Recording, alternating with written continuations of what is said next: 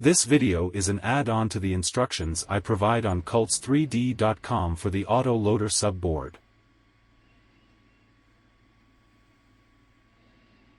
The Autoloader subboard is screwed to the screw terminal block of the drop target's main board. The board automatically pushes the targets up after an adjustable timer. With this board, no controller with a corresponding program code is required.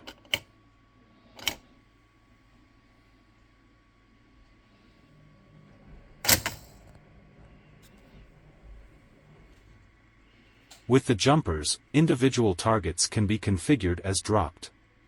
This is necessary, for example, if a 3-drop target assembly is used, then the 4th target that is not present must be configured as dropped. On the other hand, it can be used to configure patterns for how all targets have to be dropped. With the jumpers set here, the outer targets must be dropped before the inner targets in order to be able to drop all targets. Dropping the inner targets before the outer targets will cause them to be pushed up.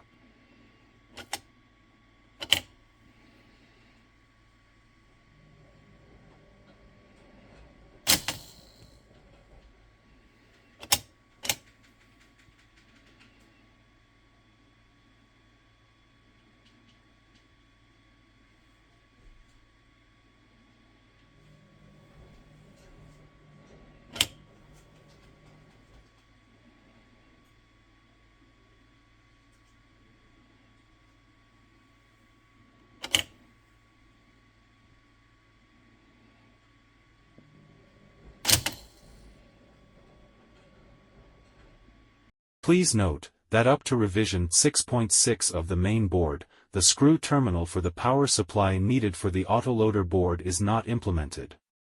Therefore, the Autoloader board must be connected to the main board as shown in the picture.